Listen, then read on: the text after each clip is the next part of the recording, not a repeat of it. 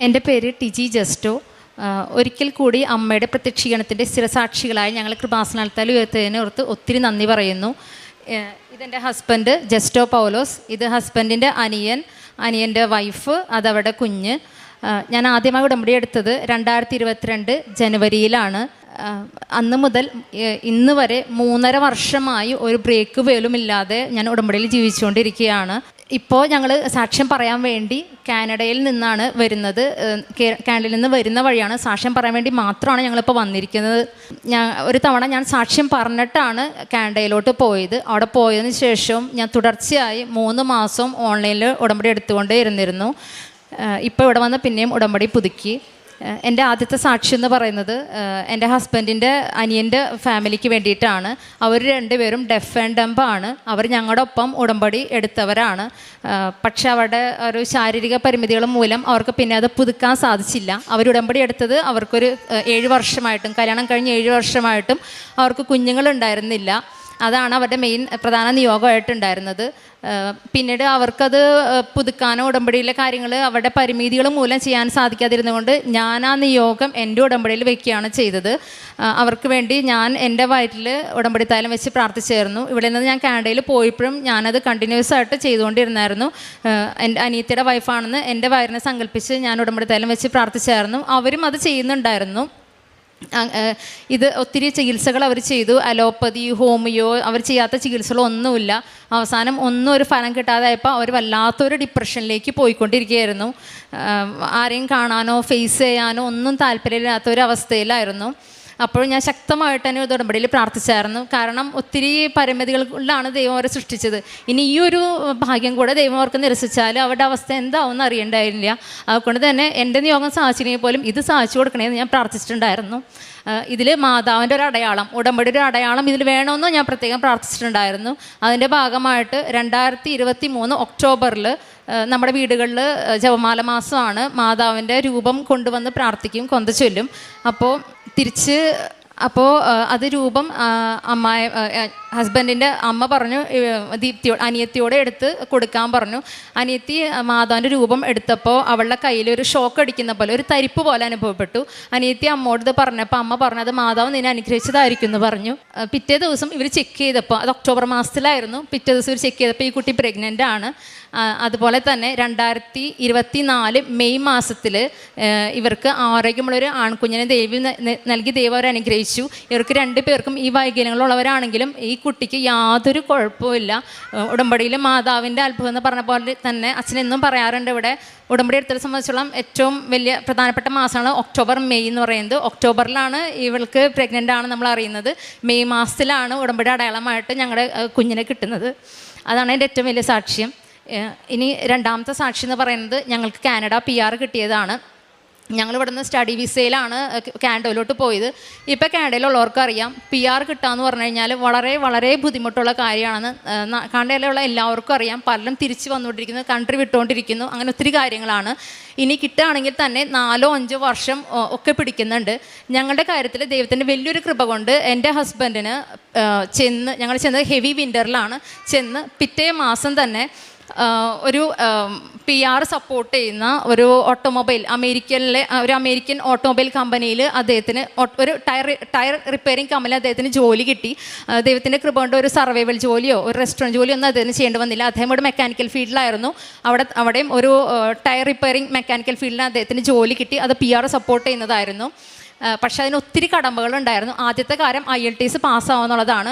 എൻ്റെ ഹസ്ബൻഡിയുടെ automobile field ആയതുകൊണ്ട് അദ്ദേഹത്തിന് അങ്ങനെ അതൊരു സ്വപ്നത്തിൽ പോലും അദ്ദേഹം ചിന്തിച്ചിട്ടില്ല. അദ്ദേഹത്തിന് ഒരു ലാംഗ്വേജ് ഒന്നുമില്ല, ഒരിക്കൽ പോലും അദ്ദേഹം ചിന്തിച്ചിട്ടില്ല അദ്ദേഹത്തിന് IELTS എഴുതുമെന്നോ പാസ്സാവുമെന്നോ ഒന്നും. പക്ഷെ ഞാനത് ഉടമ്പടി വെച്ചിട്ടുണ്ടായിരുന്നു. ധൈര്യമായിട്ട് എഴുതിക്കൊള്ളാൻ പറഞ്ഞു. ഉടമ്പടി വെച്ചിൻ്റെ മാത്രം ഫലമായി റിക്വയർഡ് സ്കോർ നൽകി മാധവ് അദ്ദേഹത്തെ അനുഗ്രഹിച്ചു. അടുത്ത സ്റ്റെപ്പ് എന്ന് പറയുന്നത് ഞങ്ങൾക്ക് വെസ് ചെയ്യുക എന്നുള്ളതാണ്. കാരണം അദ്ദേഹം ഇവിടെ പഠിച്ച ആളാണ്. അപ്പോൾ ഇവിടുത്തെ ഓട്ടോമൊബൈൽ ഡിപ്ലോമ കാനഡയിലോട്ട് ഈക്വലൻസി സർട്ടിഫിക്കറ്റ് അതിൻ്റെ കിട്ടണം. അത് കിട്ടിയാലാണ് നമുക്ക് ഇതുമായിട്ട് മുന്നോട്ട് പോകാൻ പറ്റത്തുള്ളൂ. പക്ഷേ ഞങ്ങൾ വെസ്സിന് അപ്ലൈ ചെയ്തപ്പോൾ അവർ ഇത് ഈക്വലൻ്റ് ആക്കാൻ പറ്റത്തില്ല എന്ന് പറഞ്ഞ് ഞങ്ങൾക്ക് മെയിൽ വന്നത്. അപ്പോൾ ഞങ്ങൾക്ക് PR കിട്ടണമെങ്കിൽ ഞങ്ങളുള്ള ഒരു കമ്മ്യൂണിറ്റിയുടെ പേര് നോർത്ത് ബേ എന്നാണ്, കാനഡയിലെ. അവിടെ നിന്ന് ഞങ്ങൾക്ക് റെക്കമെൻഡേഷൻ ലെറ്റർ കിട്ടണമായിരുന്നു. ഈ റെക്കമെൻഡേഷൻ കിട്ടണ ഈ കമ്മ്യൂണിറ്റി ഞങ്ങൾ പോയി ചോദിച്ചു, ഞങ്ങൾക്ക് ഇങ്ങനെയാണ് വന്നിരിക്കുന്നത്. അപ്പോൾ അവർ പറഞ്ഞു ഇത് വെച്ചിട്ട് നിങ്ങൾക്ക് കിട്ടത്തില്ല, നിങ്ങൾക്ക് റിജക്ഷനാണ്, നിങ്ങൾക്ക് ഇത് വെക്കേണ്ട, കിട്ടില്ല എന്ന് പറഞ്ഞു. പക്ഷേ ഈ തരേണ്ട ആളുകളാണ് നമ്മളോട് ഇത് പറഞ്ഞത്.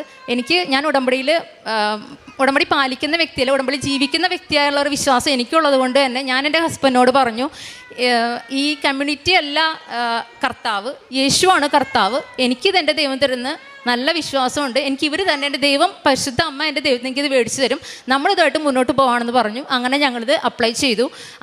എന്താണോ റിജക്ഷനായിട്ട് വന്നത് ആ ഫയൽ നമ്പർ വെച്ച് അതിൽ ഒരു കാര്യം ഞങ്ങൾ ചെയ്തു. ഉടമ്പടിയിലിരിക്കുന്നവർ ശക്തമായ ആയുധങ്ങളായ ഉടമ്പടി തൈലം, കാശുരൂപം, ഉപ്പൊക്കെ വെച്ച് വിശ്വാസം ചൊല്ലി പ്രാർത്ഥിച്ച് ഞങ്ങളത് അപ്ലൈ ചെയ്തു. എൻ്റെ ഹസ്ബൻഡ് കിട്ടുന്ന യാതൊരു പ്രതീക്ഷ ഉണ്ടായില്ല, കാരണം തരേണ്ടവരാണ് ഞാൻ പറഞ്ഞത് കിട്ടില്ല, ചെയ്യേണ്ടതെന്ന്. പക്ഷേ ദൈവത്തിൻ്റെ വലിയൊരു കൃപ കൊണ്ട് ഞങ്ങൾക്ക് അത് റെക്കമെൻഡേഷൻ ലെറ്റർ അവർ തന്നു. അത് കഴിഞ്ഞ് അടുത്ത സ്റ്റെപ്പ് എന്ന് പറയുന്നത് ഞങ്ങൾക്ക് IRCCയിലോട്ട് PR-ന് വേണ്ടി അപ്ലൈ ചെയ്യാമെന്നുള്ളതായിരുന്നു. അപ്പോൾ അതിൽ ആദ്യം വേണ്ടത് ID പ്രൂഫ്. ഹസ്ബൻഡ് ത്രൂ ആണ് ചെയ്തുകൊണ്ട് ആളുടെയാണ് സർട്ടിഫിക്കറ്റ്സ് ഒക്കെ വേണ്ടത്. ആദ്യം വേണ്ടത് ID പ്രൂഫാണ്, അതായത് ബർത്ത് സർട്ടിഫിക്കറ്റ് ആണ്. എൻ്റെ ഹസ്ബൻഡ് ജനിച്ചത് വീട്ടിലായതുകൊണ്ട് ഞങ്ങൾക്ക് ബർത്ത് സർട്ടിഫിക്കറ്റ് ഉണ്ടായില്ല. പലരും ഞങ്ങളോട് പറഞ്ഞു നമുക്ക് വക്കീലിനെ പോയി കാണാം, എന്തെങ്കിലും ചെയ്യാമെന്ന് ഞാൻ പറഞ്ഞു. ചെയ്യാമെന്ന് പലരും ഞങ്ങളോട് പറഞ്ഞു. ഞാൻ പറഞ്ഞു എൻ്റെ ഹസ്ബൻഡിൻ്റെ അടുത്ത്, നമ്മളൊരു വക്കീലിനെയും കാണുന്നില്ല, നമ്മുടെ വക്കീൽ പരിശുദ്ധ അമ്മയാണ് നമ്മുടെ കൊണ്ടുവന്നത്. വക്കീലിനൊക്കെ കണ്ടു കഴിഞ്ഞാൽ ഒരു പക്ഷേ അവർ നമുക്ക് എന്തെങ്കിലും നമ്മൾ തെറ്റായിട്ട് വല്ല ഫേക്ക് ഇൻഫർമേഷനോ ഫാബ്രിക്കേറ്റ് എന്തെങ്കിലുമൊക്കെ നമ്മൾ ഫേക്കായിട്ട് എന്തെങ്കിലും ചെയ്യേണ്ടി വരും. എനിക്കത് താല്പര്യം ഉണ്ടായിരുന്നില്ല. നമ്മൾ പ്രാർത്ഥിക്കുകയും ചെയ്യുന്നുണ്ട്, പിന്നെ നമ്മൾ രണ്ട് വഞ്ചിയിലും കാലിടണ്ടെന്ന് അച്ഛൻ പറയാറുണ്ട്. അപ്പോൾ ഞാൻ പറഞ്ഞു നമുക്കത് ദൈവം തരും, ഒരു നമ്മൾ തെറ്റായിട്ടൊന്നും ചെയ്യാൻ പോകുന്നില്ല, നമ്മളുള്ള കാര്യം അവർക്ക് പറഞ്ഞൊരു എക്സ്പ്ലനേഷൻ ലെറ്റർ കൊടുക്കുകയാണ്. ഞങ്ങൾ ഈ കാര്യം പറഞ്ഞ് അതിലും ഞങ്ങൾ ഉടമ്പടിത്തായാലും വെച്ച് കുരിശ് വരച്ച് വിശ്വാസം ചൊല്ലി ഒക്കെ വെച്ച് പ്രാർത്ഥിച്ച് നേർച്ചകളെല്ലാം ഉപയോഗിച്ചിട്ട് ഞങ്ങളത് പിന്നെയും അപ്ലൈ ചെയ്തു. അത് അവർക്കൊരു പ്രശ്നം ഉണ്ടായില്ല, അവർ അക്സെപ്റ്റ് ചെയ്തു. അടുത്ത കാര്യം ഞാൻ നേരത്തെ പറഞ്ഞ വെസ് എന്നത് പിന്നെയും ഇവിടെ ഒരു പ്രശ്നമായിട്ട് മാറി. അതവർ വേണമെന്ന് പറഞ്ഞു. അപ്പം ഞങ്ങളുടെ കാര്യം പറഞ്ഞു. അവർ പറഞ്ഞു എന്നാൽ 10th തരാൻ പറഞ്ഞു. ഞങ്ങൾ സാധാരണ ഇവിടെ ഡിഗ്രി സർട്ടിഫിക്കറ്റുകളൊക്കെയാണ് ഇവിടെ ഈ വെസ് ചെയ്യുക. 10th ചെയ്യുന്നത് വളരെ റെയറാണ്. ഞങ്ങളാണെങ്കിൽ കാനഡയിലാണ്. അപ്പോൾ ഒത്തിരി അന്വേഷിച്ചിട്ടാണ് ഹസ്ബൻഡ് ഒരു ഏജൻസീനെ കിട്ടിയത്, നാട്ടിലൊരു ഏജൻസീനെ. ഒരു 5 മാസത്തോളം ഇതിൻ്റെ പിന്നാലെയായിരുന്നു. പക്ഷേ എന്ത് ചെയ്താലും അത് മുന്നോട്ട് പ്രൊസീഡ് ചെയ്യാൻ പറ്റുന്നുണ്ടായില്ല. ഹസ്ബൻഡ് SSLCയുടെ സർട്ടിഫിക്കറ്റ് ഞങ്ങൾക്ക് 5 മാസത്തോളമായിട്ടും വെസ് കൊടുക്കാനോ ഏജൻസിക്ക് അതൊന്നും ചെയ്യാൻ പറ്റാത്ത രീതിയിൽ പല തടസ്സങ്ങളായിരുന്നു. ഓരോ മാസം ഞങ്ങൾക്ക് IRCCന്ന് മെയിൽ വരും, സർട്ടിഫിക്കറ്റ് എവിടെയെന്ന് ചോദിച്ചിട്ട് ഞങ്ങൾ പറയും കിട്ടിയിട്ടില്ല. അപ്പോൾ ഞങ്ങൾക്ക് അടുത്ത മാസം ഡെഡ്ലൈൻ പറയും. അങ്ങനെ 5 തവണ, അങ്ങനെ സാധനം നയിക്കുന്നതല്ല, പക്ഷേ 5 തവണ അവർ ഞങ്ങൾക്ക് മെയിൽ വന്നു, സർട്ടിഫിക്കറ്റ് ചോദിച്ചു. ഞങ്ങൾ പറഞ്ഞ ഇടയിൽ കിട്ടിയിട്ടില്ല, പ്രോസസ്സിങ് നടന്നുകൊണ്ടിരിക്കുകയാണെന്ന് പറഞ്ഞു. അവസാനം കഴിഞ്ഞ വർഷം നവംബർ 25 ഞങ്ങൾക്ക് IRCCയിൽ നിന്നൊരു മെയിൽ വന്നു, ഇത്രയും നിങ്ങൾക്ക് ചാൻസ് തന്നു, ഇനി ഡിസംബർ 25, അതായത് കഴിഞ്ഞ വർഷം ഡിസംബർ 25 വരെ ഒരു മാസത്തെ സമയം തരും. ഈ സമയത്തിനുള്ളിൽ ഈ സർട്ടിഫിക്കറ്റ് തന്നില്ലെങ്കിൽ നിങ്ങളുടെ ഫയൽ എന്നേക്കുമായിട്ട് ക്ലോസ് ചെയ്യുകയാണ്, പിന്നെ നിങ്ങൾ നോക്കണ്ട എന്ന് പറഞ്ഞു. അതായത് അത് റിജക്ഷനാണ്. ഇനി ഞങ്ങളെ സംബന്ധിച്ചിടത്തോളം ഞങ്ങൾക്ക് ഒത്തിരി ഡീമെറിറ്റ്സ് ആണ്. നമുക്ക് പ്രായമുണ്ട്, അങ്ങനെ ഒത്തിരി ഏജ് ഗ്യാപ്പും കാര്യങ്ങളൊക്കെ ഉണ്ട്. അപ്പോൾ ഈ ഒരു വഴിയാണ് നമുക്ക് ഉണ്ടായിരുന്നത്. സ്റ്റുഡൻറ്റ് വിസ വഴി PR കിട്ടാന്ന് വെച്ചാൽ വളരെ റെയറായിട്ട് കിട്ടുന്നുള്ളൂ. അപ്പോൾ ഈ ഒരു വഴി നമ്മളെ പൂർണ്ണമായിട്ട് അടയുന്ന രീതിയിലായിരുന്നു. അവർ ക്ലോസ് ചെയ്തപ്പോൾ നമുക്കത് രണ്ടാമതൊന്നും ചെയ്യാൻ പറ്റത്തില്ല. ഈ പെർട്ടിക്കുലർ പ്രോഗ്രാം RNIP എന്ന് പറഞ്ഞ ഒരു പെർട്ടിക്കുലർ പ്രോഗ്രാമാണ് PR തരുന്നത്. ആ പ്രോഗ്രാം ക്ലോസ് ആവുകയും ചെയ്തു. അപ്പോൾ നമുക്കിനി ഒന്നും ചെയ്യാൻ പറ്റാത്ത രീതിയിലായി. നമ്മൾ തിരിച്ചു പോകേണ്ട അവസ്ഥ വരുന്ന ഒരു അവസ്ഥയിലെത്തി. അപ്പോഴും ഞാൻ ഒട്ടും തളർന്നില്ല. ഞാൻ എൻ്റെ ഉടമ്പടിയിൽ പാലിക്കുന്ന വിശ്വസ്തയും എനിക്ക് നല്ല ബോധ്യം ഉണ്ടായിരുന്നുകൊണ്ട് തന്നെ ഞാൻ എൻ്റെ ഹസ്ബൻഡ് പറഞ്ഞു ഒട്ടും തളരേണ്ട, ഇത് മെറിറ്റ് പോകുന്നതാണ്, ഇത് സാക്ഷ്യമായി മാറാൻ വേണ്ടിയിട്ടാണെന്ന് തന്നെ ധൈര്യമായിട്ട് മുന്നോട്ട് പോകാൻ പറഞ്ഞു. അങ്ങനെ നാട്ടിൽ എൻ്റെ ഫാദറായിട്ട് ബന്ധപ്പെട്ട് നേരെ നമ്മൾ പരീക്ഷാ ഭവനിൽ നേരെ എത്തണം. അവിടെ നിന്ന് ഇനി എക്സ്പ്രസ് കൊറിയയിൽ അയച്ചാലാണ് നമുക്കത് കിട്ടത്തുള്ളൂ. കാനഡ പോസ്റ്റ് സ്ട്രൈക്കായിരുന്നു. അപ്പോൾ അത് വഴിയും കിട്ടത്തില്ല. ഈ എക്സ്പ്രസ് കൊറിയർ അയക്കുമ്പോഴുള്ള പ്രശ്നം എന്ന് പറഞ്ഞാൽ ഒരിക്കൽ ഇനി അതവർ ചെയ്യത്തില്ല, പരീക്ഷാ ഭവൻ അത് ചെയ്യത്തില്ല. അങ്ങനെ എക്സ്പ്രസ് കൊറിയർ നോർമൽ ചെയ്യുന്നൊരു കാര്യമല്ല. പക്ഷെ ഞാൻ എൻ്റെ ഫാദറിനോട് പറഞ്ഞു അപ്പച്ചനവിടെ പോയി ഉപ്പിട്ട് പ്രാർത്ഥിക്കണം, എന്നാലത് കിട്ടത്തുള്ളൂ എന്ന് പറഞ്ഞു. അദ്ദേഹം ഇവിടെ വന്ന് പ്രാർത്ഥിക്കുന്ന വ്യക്തിയാണെങ്കിലും അങ്ങനെ ഉപ്പിട്ട് പ്രാർത്ഥിക്കുന്ന അത്ര വലിയ വിശ്വാസം ഉണ്ടായിരുന്നില്ല. ഞാൻ അദ്ദേഹം പൊളിറ്റിക്കലി കുറച്ച് ഇൻഫ്ലുവൻസ് ഉള്ളതാണ്. അപ്പോൾ ആൾ പറഞ്ഞില്ല നമുക്ക് അവിടെ നിന്ന് പൊളിറ്റിക്കൽ ഹെൽപ്പൊക്കെ കിട്ടുമെന്ന് പറഞ്ഞു. പക്ഷേ അവിടെ പോയിട്ട് ഒരു സഹായവും കിട്ടിയില്ല. കാരണം അത് അവിടേക്ക് അധികാരപ്രതിക്ക് അപ്പുറത്തുള്ള കാര്യമായിരുന്നു, അത് ചെയ്യാൻ പാടില്ലാത്തൊരു കാര്യമാണ്. പക്ഷേ അദ്ദേഹം അവിടെ പോയി ഉപ്പിട്ട് പ്രാർത്ഥിച്ചു അവസാനം. അങ്ങനെ അവിടെ നിന്ന് തന്നെ ഒരു ഹെൽപ്പ്, ദൈവത്തിൻ്റെ സഹായം കിട്ടിയത്, പൊളിറ്റിക്കൽ ഹെൽപ്പല്ല കിട്ടിയത്. അവരിൽ നിന്നൊരാൾ എൻ്റെ ഫാദറിൻ്റെ കൂടെ പോയി എക്സ്പ്രസ് കൊറിയറായിട്ട് അത് അയച്ചു. ഞാൻ പറഞ്ഞായിരുന്നു അതിൽ അയക്കുമ്പോൾ അത് പ്രത്യേകം വിശ്വാസം ചൊല്ലി ഉപ്പിട്ട് പ്രാർത്ഥിക്കണമെന്ന്. അപ്പച്ചൻ അതുപോലെ തന്നെ അയച്ചു. അങ്ങനെ അപ്പച്ചൻ അതിൻ്റെ ആ ഒരു വിശ്വാസം വർദ്ധിച്ചു. ഉപ്പിട്ട് പ്രാർത്ഥനയ്ക്കുള്ള ആ ഒരു ദൈവത്തിൻ്റെ ശക്തി അത് മനസ്സിലാൻ വേണ്ടി സഹായിച്ചു. ഞാനും പ്രാർത്ഥിച്ചത് ഇങ്ങനെ തന്നെയാണ്, ഇങ്ങനെ കിട്ടാൻ മാത്രം എനിക്ക് കിട്ടിയാൽ മതി. എൻ്റെ കർത്താവിന് എൻ്റെ എന്ത് കാര്യത്തിലും എൻ്റെ കർത്താവിന് നാം മാറ്റപ്പെടണം എന്നുള്ള എൻ്റെ ഏറ്റവും വലിയ ആഗ്രഹം. എൻ്റെ കാര്യം നടക്കുക എന്നുള്ളതല്ല എൻ്റെ കാര്യം. ഞാൻ പ്രാർത്ഥിച്ചത് ഇങ്ങനെ തന്നെയാണ്, ഉപ്പിട്ട് പ്രാർത്ഥിച്ചിട്ട് കിട്ടാണെങ്കിൽ കിട്ടിയാൽ മതി, അല്ലെങ്കിൽ റിജക്ഷൻ ആയിക്കോട്ടെ, എനിക്ക് കിട്ടണ്ടെന്ന് തന്നെ പ്രാർത്ഥിച്ചത്. അതുപോലെ തന്നെ അപ്പച്ചൻ ചെയ്തു, അത് ഞങ്ങൾക്ക് കിട്ടി. പക്ഷേ ഇതൊക്കെ ചെയ്തു വന്നപ്പോഴേക്കും ഞങ്ങൾക്ക് അവർ പറഞ്ഞ ഡെഡ് ലൈൻ December 25th ആയിരുന്നു. ഇതൊക്കെ ചെയ്തു വന്നപ്പോഴേക്കും December 10th ആയിട്ടുണ്ടായിരുന്നു. 5 ദിവസമായിട്ട് ഞങ്ങൾക്ക് മെയിലൊന്നും അവിടെ നിന്ന് വരുന്നില്ല. വെസ്സിൽ നിന്ന് ഇവരിത് വെസ്സിലോട്ടാണ് അയച്ചത്. ഞങ്ങൾ വിളിച്ച് ചോദിച്ചപ്പോൾ അവർ പറഞ്ഞു December 15th അവർക്ക് അവിടെ കിട്ടി. പക്ഷേ അവർ പറഞ്ഞു അവർ വെക്കേഷന് പോവാണ്. അവിടെ വെക്കേഷൻ എന്ന് പറഞ്ഞു കഴിഞ്ഞാൽ ന്യൂ ഇയർ ഒക്കെ കഴിഞ്ഞാൽ പിന്നെ ഓപ്പൺ ആവുള്ളൂ. അവർ പറഞ്ഞു ഞങ്ങൾ വെക്കേഷന് പോയിട്ട് ഇനി 2025 6ാം തീയതിക്ക് ശേഷം നമുക്ക് പ്രോസസ്സ് ചെയ്യാം, അത് 1-2 മാസം പിടിക്കും. അപ്പോൾ ഞങ്ങൾക്ക് കിട്ടിയിട്ട് ഒരു കാര്യം, ഞങ്ങൾക്ക് December 25 ഞങ്ങളുടെ ഫയൽ ക്ലോസ് ചെയ്യും. എൻ്റെ ഹസ്ബൻഡ് പിന്നെയും തളർന്നു. ഇനി ഒരു വഴിയില്ലാത്ത അവസ്ഥയിൽ നമുക്ക് ഒരു സാധ്യത, നമുക്കൊന്നുമില്ല, നമുക്ക് അവിടെ ഒന്നും ചെയ്യാം. അവർ പറഞ്ഞത് തന്നെയാണ്, നമുക്കൊന്നും ചെയ്യാനില്ല. പക്ഷേ അപ്പോഴും എനിക്ക് നല്ല വിശ്വാസമായിരുന്നു. അപ്പോഴും ഞാൻ പറഞ്ഞു ഇത് അതിൻ്റെ മെറിറ്റ് പോകുന്നതാണ്, ഞാൻ പ്രാർത്ഥിക്കുന്ന എൻ്റെ എല്ലാ കാര്യം മെറിറ്റ് പോയി കൃപയിൽ കിട്ടുന്നതാണ്, അതുകൊണ്ട് തന്നെ നടക്കുന്നത്, ഒരു പേടിക്കേണ്ടെന്ന് പറഞ്ഞ് ഞാൻ ധൈര്യപ്പെടുത്തി.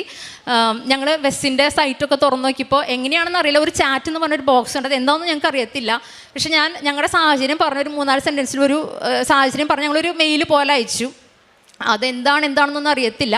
എന്നെ സംബന്ധിച്ചിടത്തോളം ഞാൻ എന്ത് സബ്മിറ്റ് ചെയ്യുകയാണെങ്കിലും ഞാനത് കൃപാസനത്തിലോടാണ് സബ്മിറ്റ് ചെയ്യുന്നത്. എന്ത് പേപ്പർ സബ്മിറ്റ് ചെയ്യുകയാണെങ്കിൽ ഞാൻ പറയും പരിശുദ്ധ അമ്മ ഇത് ഞാൻ കൃപാസനോട് തരാണ്, അമ്മ ഇത് സ്വർഗത്തിലേക്ക് കൊണ്ടുപോയി തിരുക്കുമാരിൽ നിന്ന് അപ്രൂവൽ മേടിച്ചായിരുന്നു പറഞ്ഞിട്ടാണ് ഞാനത് എല്ലാം അയക്കാറുള്ളത്. അതും ഞാൻ അങ്ങനെ തന്നെയാണ് ചെയ്തത്. അത്ഭുതകരമായ രീതിയിൽ പിറ്റേ ദിവസം ഞങ്ങൾ എല്ലാ ദിവസവും പള്ളിയിൽ പോകട്ടെ, പിറ്റേ ദിവസം ഞങ്ങൾ വന്നപ്പോൾ ഞങ്ങൾക്ക് വെസ്സിൽ നിന്നൊരു മെയിൽ വന്നേക്കാണ്. ആരാണോ പറഞ്ഞത് ഇനി അടുത്ത മാസം കഴിഞ്ഞിട്ട് പ്രോസസ് ചെയ്യാമെന്ന്, അവർ 24 മണിക്കൂറിനുള്ളിൽ വിത്തിൻ 24 hours നിങ്ങളുടെ ചെയ്ത് കഴിഞ്ഞ് അയച്ചിട്ടുണ്ടെന്ന് പറഞ്ഞാൽ ഒരു മെയിൽ അയച്ചിരിക്കുകയായിരുന്നു. എൻ്റെ ഹസ്ബൻഡൊക്കെ ജീവൻ തിരിച്ചു കിട്ടിയ ഒരു സമയമായിരുന്നു ആ ഒരു സമയം എന്ന് പറഞ്ഞാൽ. അപ്പോൾ തന്നെ ഞങ്ങൾ IRCയോട് പ്രാർത്ഥിച്ച് അപ്ലോഡ് ചെയ്തു. ഞങ്ങൾക്ക് അവർ പറഞ്ഞത് December 25th റിജക്ഷൻ തരാൻ പോകുമെന്ന് പറഞ്ഞ ഏത് IRCC ആണോ പറഞ്ഞത് ആ IRCC തന്നെ December 24th PR-നുള്ള പ്രീ അറൈവൽ ഇൻവിറ്റേഷനാണ് ഞങ്ങൾക്ക് അയച്ചു തന്നത്. പിന്നെയും ഒത്തിരി എല്ലാം ഡീറ്റെയിൽ പറയാനുള്ള സമയമില്ലാത്തതുകൊണ്ട് ഞാൻ ചുരുക്കമാണ്, ഒത്തിരി കടമ്പകളും കാര്യങ്ങളും ഒക്കെ ഉണ്ടായി. പക്ഷേ ഫെബ്രുവരി 18ാം തീയതി അവർ പറഞ്ഞ ഒരു ക്രൈറ്റീരിയ പോലും പാലിക്കാതെ, അവർ പറഞ്ഞ എല്ലാ ഡെഡ് ലൈനും ബ്രേക്ക് ചെയ്ത്, അവർ പറഞ്ഞ ഡോക്യുമെൻറ്റ്സ് പോലും കൊടുക്കാൻ സാധിക്കാതെ, എന്താ പറയുക, മെറിറ്റ് ഉള്ളവർക്ക് പോലും PR കിട്ടാമെന്നാണ്. ഇപ്പോൾ അത്ര ബുദ്ധിമുട്ടാണ്. കാനഡയിലുള്ളവർക്ക് അത് കാര്യങ്ങൾ അറിയത്തുള്ളൂ ശരിക്കും. ഈ അവസ്ഥയിൽ ഇതൊന്നും ഇല്ലാത്ത ഞങ്ങൾക്ക് മാതാവിൻ്റെ മാത്രം ഇടപെടലിൻ്റെ ഭാഗമായി കർത്താവ് ഞങ്ങൾക്ക് ഫെബ്രുവരി 28ാം തീയതി PR കാർഡ് നില അനുഗ്രഹിച്ചു. ഇത് കിട്ടിയപ്പോൾ ഞങ്ങൾ പിന്നെ ചെയ്ത് ഫ്ലൈറ്റ് ബുക്ക് ചെയ്യാന്നുള്ളതാണ്. കാരണം ഇത് ഇവിടെ വന്ന് സാക്ഷ്യം പറയാമെന്നുള്ളതാണ്. ഞാൻ പറഞ്ഞിട്ടുണ്ടായിരുന്നു ഒത്തിരി കാര്യങ്ങൾ സാക്രിഫൈസ് ചെയ്തിട്ടാണ് ഞങ്ങളിപ്പോൾ വന്നിരിക്കുന്നത്. കാനഡയിൽ നേരിട്ട് വരുന്ന വഴിയാണ് ഈ സാക്ഷ്യം പറയാൻ വേണ്ടിയിട്ട്. ഇനി അടുത്തൊരു നിയോഗമായിരുന്നു. ഞങ്ങൾ കാനഡയിലാണെങ്കിലും ജപമാലി റാലി നടത്താറുണ്ട് എല്ലാ വർഷവും. ഇപ്പോൾ 2 വർഷമായിട്ട് ഞങ്ങളിവിടെ ചെയ്യുന്ന പോലെ തന്നെ അവിടെ 12 കിലോമീറ്റർ ഇവിടെ ചെയ്യുന്ന അത്രയും ദൂരം ഒക്ടോബർ മാസത്തിൽ ഞാനും എൻ്റെ ഹസ്ബൻഡും കൂടെ ഞങ്ങൾ 2 പേരും മാത്രമായിട്ട് ജപമാല റാലി നടത്താറുണ്ട്. അപ്പോൾ അതിൽ വെച്ചിരുന്ന യോഗമായിരുന്നു. ഞങ്ങളുടെ കൂടെ താമസിക്കുന്ന ഷീന മിഥുൻ എന്ന് പറഞ്ഞ ഒരു ഫാമിലി, അവർക്ക് അവരുടെ വർക്ക് പെർമിറ്റ് അവരുടെ സ്പൗസിൻ്റെ റിജക്റ്റായി, ഷീന എന്ന് പറഞ്ഞ വ്യക്തിയുടെ റിജക്റ്റായി. അപ്പോൾ അവർക്ക് ഇത്ര സമയത്തുള്ള കാനഡ വിട്ട് പോകണം, 3 മാസത്തിൽ കാനഡ വിട്ട് പോകണം എന്നൊരു മെയിൽ വന്നായിരുന്നു. അവർ PR-ന് വെച്ചിട്ടുണ്ടായിരുന്നു. പക്ഷേ ഇങ്ങനെ ഒരു ഇത് 2 തവണ അവർക്ക് റിജക്റ്റായി. അപ്പോൾ ഇനിയിപ്പോൾ അവർക്ക് ആ പറഞ്ഞ ദിവസത്തിനുള്ളിൽ PR കിട്ടിയില്ലെങ്കിൽ അവർ രാജ്യം വിട്ട് പോകണം, കാനഡ വിട്ട് പോകണം. അങ്ങനെയാണ് അവിടുത്തെ നിയമം. അല്ലെങ്കിൽ പിന്നെ അത് പിന്നെ വലിയ ലീഗൽ ഒത്തിരി കോംപ്ലിക്കേഷൻസ് ഒക്കെ വരും. അതവർക്ക് വർക്ക് ചെയ്യാൻ പറ്റത്തില്ല അവിടെ. അവർക്ക് കൃപാസനത്തെ പറ്റി അറിയില്ലായിരുന്നു. അവർ ഡൽഹിയിലായിരുന്നു. ഞാൻ അവർക്ക് കൃപാസനം ഇൻട്രൊഡ്യൂസ് ചെയ്ത് കൊടുത്തു. അത്തവണത്തെ ജപമാല റാലിയിൽ ഞങ്ങളുടെ കാലമൊക്കെ ഉണ്ടെങ്കിൽ പോലും ഞങ്ങളുടെ മെയിൻ നിയോഗം ഇതായിരുന്നു. ഇത് പറഞ്ഞാണ് ഞങ്ങൾ ആ ജപമാല റാലി കംപ്ലീറ്റ് ചെയ്തത്. മറ്റൊത്തിരി നിയോഗങ്ങളുടെ കൂടെ ഞാൻ അങ്ങോട്ട് പറയുകയും ചെയ്തു, ഞങ്ങളിത് ജപമാല റാലി സമർപ്പിച്ചിട്ടുണ്ട്, എത്രയും പെട്ടെന്ന് തന്നെ നിങ്ങൾക്ക് കിട്ടുമെന്ന് പറഞ്ഞു. പറഞ്ഞ പോലെ തന്നെ അത് തികഞ്ഞ് ഒരാഴ്ചക്കുള്ളിൽ മാതാവിൻ്റെ ദിവസമായ ബുധനാഴ്ച അവർക്ക് മെയിൽ വന്നു PR കിട്ടിയെന്ന് പറഞ്ഞിട്ട് അവർക്ക് ഒത്തിരി വിശ്വാസം ആവാനായിട്ട് സഹായിച്ചു. പിന്നെ ഒരു സാക്ഷി എന്ന് പറയുന്നത് എൻ്റെ ഹസ്ബൻഡും ഫ്രണ്ടും തമ്മിലൊരു പൈസയെ ബന്ധപ്പെട്ടൊരു പ്രശ്നമുണ്ടായി. ഞങ്ങൾക്ക് വിഷമം ഉണ്ടാകുന്ന ഒരു കാര്യമാണ് ഉണ്ടായത്, ഞങ്ങൾക്ക് നഷ്ടം ഉണ്ടാകുന്ന ഒരു കാര്യം ഉണ്ടായത്. പക്ഷേ അത് ഒരു 2 മാസം മുമ്പാണ് അത് ഉണ്ടായത്. ഞാൻ അന്ന് മുതൽ ആ കുടുംബത്തെ സമർപ്പിച്ച് പ്രാർത്ഥിക്കുന്നുണ്ടായിരുന്നു ഇത് രമ്യതയിലാവണമെന്നുള്ളത്. എൻ്റെ ഹസ്ബൻഡ് ആളോട് അങ്ങോട്ട് വഴക്കൊന്നുണ്ടായില്ലെങ്കിൽ പിന്നെ ആൾ നമ്മളോട് മിണ്ടുന്നുണ്ടായിരുന്നില്ല. അപ്പോൾ ഞാൻ പ്രാർത്ഥിച്ചത് ഞങ്ങളുടെ പേരിലെല്ലാം തെറ്റുന്നുണ്ടെങ്കിലും ഞങ്ങൾക്ക് വിഷമമുള്ള കാര്യമാണെങ്കിൽ പോലും എൻ്റെ ഹസ്ബൻഡ് അങ്ങോട്ട് പോയി മാപ്പ് പറയുന്നതാണ് ഞാൻ പ്രാർത്ഥിച്ചത്. അപ്പോൾ ഹോളി സ്പിരിറ്റ് ആ രീതിയിൽ എൻ്റെ ഹസ്ബൻഡിൽ പ്രവർത്തിക്കണം, ആ വ്യക്തിയിലും പ്രവർത്തിക്കാൻ ഞാൻ പ്രാർത്ഥിച്ചത്. ഞങ്ങളോട് ഫ്ലൈറ്റ് കയറുന്നത് വെള്ളിയാഴ്ചയാണ്. അന്ന് എൻ്റെ ഹസ്ബൻഡ് അന്നും ഡ്യൂട്ടി ഉണ്ടായിരുന്നു, അന്ന് തലേദിവസം നൈറ്റ് ചെയ്തായിരുന്നു വ്യാഴാഴ്ച. അന്ന് അദ്ദേഹം എൻ്റെ ഹസ്ബൻഡ് ഞങ്ങൾക്കാണ് വിഷമമുണ്ടെങ്കിൽ പോലും അങ്ങോട്ട് പോയി ആ വ്യക്തിയോട് മാപ്പ് പറഞ്ഞ് ആ പ്രശ്നം രമ്യതയിലായി. ആ വ്യക്തിക്കും ഒത്തിരി വിഷമമായി. ഒരു പക്ഷേ ആ വ്യക്തിയുടെ തെറ്റിദ്ധാരണകൾ കൊണ്ടായിരിക്കാം, എന്തിന് അറിയാതെ പറ്റിയതായിരിക്കാം, നമുക്കറിയത്തില്ല. പിന്നെ നമ്മളതിനെപ്പറ്റി സംസാരിച്ചില്ല. പക്ഷേ ആ ഒരു പ്രശ്നം വളരെ രമ്യമായ രീതിയിൽ പിന്നെയും അവർ നല്ല ഫ്രണ്ട്ലി ആയിട്ടാണ് അവർ പിരിഞ്ഞത്. അതും എനിക്ക് ഒത്തിരി സന്തോഷമുള്ള കാര്യമാണ്. കാരണം എൻ്റെ കുടുംബത്തിൽ അനുഗ്രഹം കിട്ടാനല്ല, എൻ്റെ കുടുംബത്തിൽ കൃപ കിട്ടാൻ വേണ്ടി ഞാൻ പ്രാർത്ഥിക്കുന്നത്. അപ്പോൾ എൻ്റെ ഹസ്ബൻഡ് എളിമപ്പെട്ടപ്പോൾ, ഞങ്ങളുടെ ഭാഗത്ത് തെറ്റെങ്കിൽ പോലും അദ്ദേഹം എളിമപ്പെട്ടപ്പോൾ ആ ഒരു കൃപയിൽ നിറഞ്ഞൊക്കെ എൻ്റെ കുടുംബത്തിന് സാധിക്കുന്നുണ്ട്. ഇനിയും ഒത്തിരി അനുഗ്രഹങ്ങൾ ഇത് എൻ്റെ കൂടെ ഇവരുള്ളത് കൊണ്ട് മാത്രം, എൻ്റെ കൂടെ ഉള്ളവരുടെ കാര്യങ്ങൾ എനിക്ക് പറയാൻ സാധിച്ചിട്ടുള്ളൂ. ഒത്തിരി പേർക്ക് രോഗസൗഖ്യം കിട്ടാനും പരീക്ഷാ വിജയങ്ങൾ കിട്ടാനും ഇമിഗ്രേഷൻ റിലേറ്റഡ് കാര്യങ്ങൾ കുട്ടികളുണ്ട്, അങ്ങനെ ഒത്തിരി അനുഗ്രഹങ്ങൾ കിട്ടിയിട്ടുണ്ട്. പക്ഷേ അവരൊക്കെ വേൾഡിലെ പല പാർട്സിലാണ്, അവരൊന്നും എനിക്ക് കൊണ്ടുവരാൻ സാധിച്ചിട്ടില്ല. അതുകൊണ്ട് മാത്രം എനിക്ക് ആ സാക്ഷികൾ പറയാൻ സാധിക്കാതെ, അല്ലെങ്കിൽ ഒത്തിരി വിഷമമുണ്ട്. എപ്പോഴെങ്കിലും അവരെയും കൊണ്ടുവന്ന് എനിക്ക് സാക്ഷികൾ പറയാൻ സാധിക്കുമെന്ന് ഞാൻ വിശ്വസിക്കുന്നു. ഇനി ഞങ്ങൾ ചെയ്യുന്ന പ്രേക്ഷിത പ്രവർത്തനം കാനിപ്രവർത്തനമാണ്. അച്ഛൻ പറയാറുണ്ട് ഉടമ്പടിയിലെ ഏറ്റവും പ്രധാനപ്പെട്ട പ്രേക്ഷിത പ്രവർത്തനമാണെന്ന്. ഞാൻ ഏറ്റവും നന്നായി ചെയ്യുന്നത് പ്രേക്ഷിത പ്രവർത്തനമാണെന്ന് ഒറ്റ വിശ്വാസം എനിക്കുണ്ട്. എനിക്ക് ഇവിടെ ചെയ്തതിൻ്റെ ഞാൻ വിചാരിച്ചു കാനഡയിൽ പോകുമ്പോൾ ഞാൻ എന്തായിരിക്കുന്നത്. പക്ഷേ എല്ലാ മാസവും എൻ്റെ കസിനോ ഫ്രണ്ടോ ആരെങ്കിലും വന്ന് ഇവിടുന്ന് 5 കെട്ട് കൃപാസന പത്രം വാങ്ങിച്ച് എൻ്റെ വീട്ടിലേക്ക് കൊടുക്കും. എൻ്റെ ഫാദറിനോട് പറഞ്ഞ് ഞാനത് അയപ്പിക്കും. നല്ലൊരു എമൗണ്ട് ഞങ്ങൾക്ക് അതിനൊരു ചിലവാണ്. പക്ഷേ നമ്മുടെ ഒത്തിരി കാലം ഞങ്ങൾ അതിൻ്റെ സാക്രിഫൈസ് ചെയ്തിട്ടാണ് ചെയ്യുന്നത്. എല്ലാ മാസം 5 കെട്ട് കൃപാസന പത്രം കാനഡയിൽ നോർത്ത് ബേയിൽ ഞങ്ങളുടെ വീട്ടിലെത്തിയിട്ടുണ്ടാവും. ഓരോ ആഴ്ചയും ഓരോ ഇംഗ്ലീഷ് പത്രങ്ങളാണ്. അവിടെ കൂടുതലും ഇംഗ്ലീഷുകാരാണ്, മലയാളീസ് കുറവാണ് ഞങ്ങളുടെ ഏരിയയിൽ. ഓരോ ആഴ്ചയും ഓരോ കെട്ട് കൃപാസന പത്രം കൊടുക്കാനായിട്ട് എനിക്ക് സാധിക്കാറുണ്ട്. അത് ഇവിടെ കൊടുക്കുമ്പോൾ അത്ര എളുപ്പമല്ല, കാരണം വെതർ അത്ര ഹാഷാണ് ഞങ്ങളുടെ ഏരിയയിൽ. ഞങ്ങൾ ടൊറൻ്റ് ഭാഗത്തൊന്നുമല്ല, അവിടെ നിന്ന് കുറച്ച് പോകേണ്ട ഒരു ഏരിയയാണ്, കുറച്ച് ഉള്ളിലോട്ടാണ്. -30 ഒക്കെ വരെ പോകുന്നൊരു ഏരിയയാണ്. നല്ല ബുദ്ധിമുട്ട് തന്നെയാണ് അത് കൊടുക്കുകയെന്ന് പറഞ്ഞു കഴിഞ്ഞാൽ. ഞാനവിടെ പള്ളിയിലൊക്കെ ഞാൻ കൊടുത്തിരുന്നുണ്ടെങ്കിലും എനിക്ക് പിന്നെ അത് അത്ര എഫക്റ്റീവായിട്ട് അവിടെ തോന്നിയില്ല. കാരണം അവിടെ നല്ല വിശ്വാസമുള്ളവരെ പള്ളിയിൽ വരില്ല. അവർ ഓൾറെഡി ലൂർദിലും ഫാത്തിമയിലൊക്കെ പോയി അത്ര ഒരു ഭയങ്കര ഒരു പക്ഷേ എന്നെക്കാളും ഒരു ചൈതന്യത്തിൽ നിൽക്കുന്നവരാണ്. അപ്പോൾ അവർക്ക് കൊടുക്കണേക്കാളും എനിക്ക് കുറച്ചും കൂടെ പ്രേക്ഷിത പ്രവർത്തനം ആലോചിക്കുമ്പോൾ എൻ്റെ മനസ്സിൽ പേഴ്സണൽമാവ് തോന്നിക്കുന്നത് പൗലോസ് അപ്പോസ്തലനെയാണ്. അദ്ദേഹം വിജാതിയുടെ ഇടയിലാണ് പ്രവർത്തിച്ചത്. അപ്പോൾ എനിക്ക് അങ്ങനെ ചെയ്യാനാണ് എന്നോട് പേഴ്സണൽ പറഞ്ഞുകൊണ്ടിരുന്നത്. അപ്പോൾ ഞാൻ അതുകൊണ്ട് തന്നെ ഞാൻ പുറത്തോട്ട് ഇറങ്ങി അവിടുത്തെ ട്രാൻസിറ്റിൽ, അതായത് കാനഡയിലെ ഇവിടുത്തെ പോലെ ബസ് സ്റ്റോപ്പും കാര്യങ്ങളൊക്കെയാണ്. ഞാൻ കാനഡയിലെ തെരുവിൽ കൂടെ വിൻ്റർ ആണെങ്കിലും എന്ത് വെതറാണെങ്കിലും ഈ കൃപാസപത്രം കൊടുത്ത് ഞാൻ നടക്കാറുണ്ട്. അത് ഞാനിപ്പോൾ പറയുന്ന പോലെ അത്ര എളുപ്പമല്ല, അത് ഇത്തിരി ബുദ്ധിമുട്ടുള്ള കാര്യം തന്നെയാണ്. ഇത് എൻ്റെ കൈ ഭയങ്കര സെൻസിറ്റീവാണ്. -30 പോകുമ്പോൾ -20 തൊട്ട് അങ്ങോട്ട് പാലോട്ട് പോകുമ്പോൾ എൻ്റെ കൈയൊക്കെ ഞാൻ കൊടുക്കും. കുറച്ച് കഴിയുമ്പോൾ എൻ്റെ കൈയൊക്കെ നീലച്ച് മരവിച്ച് അതിൻ്റെ ഉള്ളിൽ ഞാൻ വന്നിരിക്കും. അത് കഴിഞ്ഞ് പിന്നെയും കരയും. അത് കഴിഞ്ഞ് പിന്നെയും ഇറങ്ങും. അത് കഴിഞ്ഞ് അടുത്ത ഇത് കൊടുക്കും, കുറച്ച് കൊടുക്കും, പിന്നെയും മരവിച്ച് ഇതുപോലെ തന്നെ ചെയ്തിട്ടാണ് ചെയ്യുന്നത്. ഇത് ഇനി അടുത്തൊരു കാര്യം എന്ന് പറയുന്നത്, അത് കുറച്ച് പേര് മേടിക്കും, ചിലർ മേടിക്കില്ല, ചിലർ നമ്മുടെ അടുത്ത് ആർഗ്യുമെൻ്റൊക്കെ നിൽക്കും. പക്ഷെ അവിടെയൊക്കെ വളരെ രമ്യമായിട്ട് സംസാരിക്കാൻ സാധിക്കാറുണ്ട്. പിന്നെ അത് കഴിഞ്ഞ് ചെയ്യുന്നൊരു കാര്യമാണ്, ചിലരിത് കളയും. ചിലർക്ക് അതിൻ്റെ ഇമ്പോർട്ടൻറ്റ്, ഇപ്പോൾ കനഡിയൻസ് അത് ചെയ്യാറില്ല. അവർ വേണമെങ്കിൽ വേണമെന്ന് പറയും, ഇല്ലെങ്കിൽ വേണ്ടാന്ന് പറയും. പക്ഷെ ബാക്കിയുള്ളവർ അത് മേടിച്ചിട്ട് കളയാറുണ്ട്. അത് ഞാൻ നോട്ടീസ് ചെയ്തപ്പോൾ തൊട്ട് ഞാൻ പത്രം കൊടുത്തിട്ട് പോവില്ല, ഞാൻ അവിടെ തന്നെ സ്റ്റേ ചെയ്യും. ചെയ്യുന്നത്. കുറേ നേരം ഞാനവിടെ നിൽക്കും, അവരെ വാച്ച് ചെയ്ത് അവസാനം അവർ പോയി കഴിയുമ്പോൾ എല്ലാവരും ആ പെർട്ടിക്കുലർ വ്യക്തി പോയി കഴിയുമ്പോൾ ഞാൻ എല്ലാ ഡസ്റ്റ്ബിന്നും, അത് ഞാൻ ഈ പറയുന്ന പോലെ അത്ര എളുപ്പമല്ല, എല്ലാ ഡസ്റ്റ്ബിനും, ഒരുപക്ഷെ അവിടെ ഹോംലെസ്സുകൾ പോലും ചെയ്യില്ല. അത് ഇച്ചിരി ബുദ്ധിമുട്ടുള്ള കാര്യമാണ്. ചിലപ്പോൾ ഹോംലെസ്സുകളെ ചെയ്യുള്ളൂ, അവരും ചെയ്തോളുന്നില്ല. എല്ലാ ഡസ്റ്റ്ബിന്നും പൊക്കി നോക്കി, എല്ലാ വേസ്റ്റും അതിലുണ്ടാവും, അവരെല്ലാവരും കാണുന്നുണ്ടാവും. ഈ ഡസ്റ്റ്ബിനൊക്കെ പൊക്കി നോക്കി ഇതിൽ നിന്ന് പത്രമില്ല, ഒരു പത്രം എനിക്ക് കിട്ടാറുണ്ട്. ഇതെടുത്ത് അതിൽ ചെളിയൊക്കെ കളഞ്ഞ് അത് ചെയ്യുമ്പോൾ ശരിക്കും ഒരു നാണക്കേടാണ്. പക്ഷെ അതിനേക്കാളും വലുത് അത് മറ്റുള്ളവരെന്ത് ചെയ്യുന്ന ചിന്തയേക്കാളപ്പുറത്ത് എൻ്റെ ദൈവം എന്നെപ്പറ്റി ചിന്തിക്കും. ഞാനത് വിചാരിക്കാറുള്ളൂ. എനിക്ക് വളരെ അഭിഷേകമുള്ള കാര്യമാണ്. അതുകൊണ്ട് തന്നെ എനിക്കത് സന്തോഷമാണ്. സന്തോഷമാണ്. അത് ഇത്ര നാണം കെട്ട് അച്ഛൻ പറഞ്ഞ പോലെ സ്റ്റാറ്റസ് ഡീ പ്രൊമോഷനാണ്, അതെല്ലാവരും മുന്നിൽ നാണം കെട്ട് ചെയ്യുമ്പോൾ എനിക്ക് ഭയങ്കര അഭിഷേകമാണ്. ഞാനത് കണ്ടിന്യൂ ചെയ്യാറുണ്ട്. അതാണ് അവിടെ അത് വരെ അവസാനിക്കും. അതായത് ഞാൻ കൊടുക്കുന്ന ഒരു പത്രം പോലും വേസ്റ്റ് ആവരുത്. അതൊരാളെ നിത്യതയിലേക്ക് എത്തിക്കുന്ന ഒരു വാതിലാണ്. അങ്ങനെയാണ് ഞാൻ കൃപാസന പത്രം കാണുന്നത്. അപ്പോൾ അത് വേസ്റ്റ് എന്ന് എനിക്ക് നല്ല നിർബന്ധമുണ്ട്. ഓരോ പത്രത്തിൽ ഞാൻ ഉപ്പിട്ട് വിശ്വാസം ചൊല്ലി പ്രാർത്ഥിച്ചിട്ടാണ് കൊടുക്കുന്നത്. ഓരോ പത്രത്തിലും ഞാൻ എൻ്റെ പേരും ഫോൺ നമ്പർ എഴുതി കൊടുക്കാണ്ട് പലരും എന്നെ വിളിക്കാറുണ്ട്. പല പ്രോബ്ലംസും കാര്യങ്ങളൊക്കെ പറഞ്ഞ് പലരും എനിക്ക് ഈശോയോട്ട് അതിലൊക്കെ അടുപ്പിക്കാൻ സാധിക്കുന്നുണ്ട്. അങ്ങനെ ചെയ്യുന്നുണ്ട്. പിന്നെ ഓൺലൈനായിട്ട് ഞാൻ പ്രേക്ഷിത പ്രവർത്തനം ചെയ്യുന്നത് ഒരു 400-500 ആളുകളിലേക്ക് എല്ലാ ദിവസവും 3 മൊബൈൽ ഫോൺ വഴി ഞാൻ സാക്ഷ്യങ്ങളും ഡെയിലി ബ്രെഡും ഉടമ്പടി ധ്യാനമൊക്കെ അയക്കാറുണ്ട്. മിനിമം ഒരു 3/4 മണിക്കൂറെങ്കിലും ഇതിനെനിക്ക് ഒരു ദിവസം ഇത്രയും ആളുകളിലേക്ക് എത്തിയ സമയം ആവാറുണ്ട്. പക്ഷേ എനിക്കതൊക്കെ ഭയങ്കര സന്തോഷമാണ്. അതുവഴി ഒത്തിരി പേര് ഈ ഉടമ്പടിയിലേക്ക് എത്താനൊക്കെ ഒത്തിരി പേര് സാധിച്ചിട്ടുണ്ട്. വേൾഡ് വൈഡായിട്ട് ഒത്തിരി പേര്. ഞാൻ എന്നെ അവിടെ ഇൻട്രൊഡ്യൂസ് ചെയ്യുന്നത് പത്രം കൊടുക്കുമ്പോൾ ഞാനൊരു മരീൻ മിഷണറി എന്ന് പറയാൻ ഞാൻ എന്നെ ഇൻട്രൊഡ്യൂസ് ചെയ്യുന്നത് എനിക്ക് ഏറ്റവും ഇഷ്ടം എനിക്ക് ഭയങ്കര ഇഷ്ടമാണ് അത് പറയാനായിട്ട്. അപ്പോൾ വേൾഡ് വൈഡ് ഒരു മരീൻ മിഷനായിട്ട് പ്രവർത്തിക്കാൻ എനിക്ക് സാധിക്കുന്നുണ്ട്. ഒത്തിരി ആളുകളെ മാതലേക്ക് ഈശ്വരൻ എത്തിക്കാൻ സാധിക്കുന്നുണ്ട്. ഒത്തിരി ആളുകൾ ഞാൻ വഴി ഉടമ്പടി എടുത്തിട്ടുണ്ട്. ഞാനത് എടുപ്പിക്കാൻ മാത്രമല്ല, ഞാനത് ഫോളോ അപ്പ് ചെയ്യും. എന്തായി എങ്ങനെയായി ഇടയ്ക്കിടയ്ക്ക് ഞാൻ അവരോട് കോൺടാക്റ്റ് ഉണ്ട്. അങ്ങനെ കാര്യങ്ങൾ ചെയ്യുന്നുണ്ട്. ഇനി കാരുണ്യ പ്രവർത്തനമാണ്. അതിൽ മെയിനായിട്ട് അവിടെ ഉള്ളവർക്കറിയാം ഹോംലെസ്സിന് ഫുഡ് കൊടുക്കാന്ന് പറയും. ഇപ്പോൾ ഇവിടുത്തെ പോലെ തന്നെ അവിടെ ആളുകളുണ്ട് ഹോംലെസ് ആയിട്ടുള്ളവർ. അവരവിടെ വന്നിരിക്കും. അപ്പോൾ അവിടെ ശരിക്കും പറഞ്ഞാൽ ഹോംലെസ്സിന് ഫുഡ് കൊടുക്കാൻ പാടില്ല എന്നാണ് പറയുക. പലരും അവിടെ ഫുഡ് ബാങ്കിലാണ് ഫുഡ് കൊടുക്കുന്നത്. പക്ഷേ അങ്ങനെ കൊടുത്താൽ നമുക്കത് ഈശോയുടെ നാമത്തിലാണ് കൊടുക്കുന്നത്. നമുക്ക് അവരോട് പറയാൻ സാധിക്കില്ല. അച്ഛൻ പറയാറുണ്ട്, നമ്മളൊരു കാര്യം വെറുതെ അങ്ങ് കൊടുത്താൽ അത് കാരുണ്യപ്രവൃത്തിയാണ്. പക്ഷെ ഞാനത് ഈശോയുടെ നാമത്തിലാണ് ചെയ്തു കൊടുക്കുന്നത് പറഞ്ഞാൽ അത് കൃപാവര പ്രവൃത്തിയാണ്. അപ്പോൾ എനിക്ക് കൃപാപ്രവൃത്തി ചെയ്യാനാണ് എനിക്കിഷ്ടം. അതുകൊണ്ട് തന്നെ ഞാൻ ഓരോ ഹോംലെസ്സിനെയും ദൈവം എൻ്റെ മുന്നിൽ കറക്റ്റായിട്ട് എല്ലാ ആഴ്ചയും ഒത്തിരി ആളുകളെ എത്തിക്കും. അവർ പറയുന്ന ഫുഡ് ചിലപ്പോൾ ആ ഫുഡ് ഞങ്ങൾ കഴിച്ചിട്ട് പോലും ഉണ്ടാവില്ല. പക്ഷേ ആ ഫുഡ് അവർക്ക് വാങ്ങിച്ചു കൊടുത്ത് ഞാൻ അവരോട് പറയും, ഇത് എൻ്റെ ഈശോയുടെ നാമത്തിലാണ് ചെയ്തു തരുന്നതെന്ന്. അവരും പറയും praise lord, hallelujah, god bless you പറഞ്ഞിട്ടാണ് ഞാനത് കൊടുക്കുന്നത്. അത് ഞാൻ ചെയ്യാറുണ്ട് എല്ലാ ആഴ്ചയും. പിന്നെ ഞങ്ങൾക്ക് പള്ളിയിൽ ഏറ്റവും പ്രധാനപ്പെട്ട ഒരു കാര്യം, ഞങ്ങൾക്ക് പള്ളിയിൽ വളരെ ആക്റ്റീവായിട്ട് ഇംഗ്ലീഷ് ചർച്ചാണ്, പക്ഷേ RC ചർച്ചാണ്. പള്ളിയിൽ ഞാനും ഹസ്ബൻഡും ഞങ്ങളുടെ 2 മക്കളുടെ വളരെ ആക്റ്റീവായിട്ട് പ്രവർത്തിക്കാനായിട്ട് സാധിക്കുന്നു.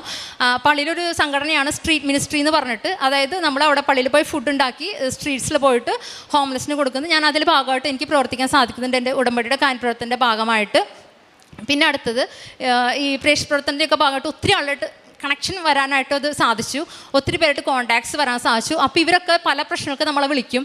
അപ്പോൾ എനിക്കിപ്പോഴും അറിയില്ല എങ്ങനെയാണ് സാധിക്കുന്നത്. പലരും അത്ര ബുദ്ധിമുട്ടാണ്. ഇവിടെ നിന്ന് ഒത്തിരി കഷ്ടപ്പെട്ടൊക്കെയാണ് എല്ലാവരും അവിടെ പോകുന്നത്. കടം മേടിച്ചൊക്കെയാണ് ഇന്ത്യയിലെ പല ഭാഗത്തു നിന്നുള്ളവരും. അപ്പോൾ പലർക്കും റെൻറ്റ് കൊടുക്കാനായിട്ടോ അല്ലെങ്കിൽ ഫീസ് കൊടുക്കാനായിട്ട്, അവരുടെ ഫോൺ ബില്ല് അടയ്ക്കാനായിട്ട്, ഗ്രോസറി മേടിച്ച് കൊടുക്കാനായിട്ട്, അങ്ങനെയൊക്കെ ഞങ്ങൾക്ക് ഹെൽപ്പ് ചെയ്യാൻ സാധിച്ചിട്ടുണ്ട്. പക്ഷേ ഞാൻ നേരത്തെ പറഞ്ഞ പോലെ എന്ത് ചെയ്താലും, ഒരു ചെറിയ കാര്യം ചെയ്താലും വലിയ കാര്യം ചെയ്താലും ഇത് ഈശോയുടെ നാമത്തിലാണ് കൊടുക്കുന്നത്. അവരോട് പറഞ്ഞിട്ടാണ് ചെയ്തു കൊടുക്കാറുള്ളത്. ഇപ്പം ആലോചിക്കുമ്പോൾ തോന്നാറുണ്ട് ഇതൊക്കെ എങ്ങനെ സാധിച്ചു എന്ന്.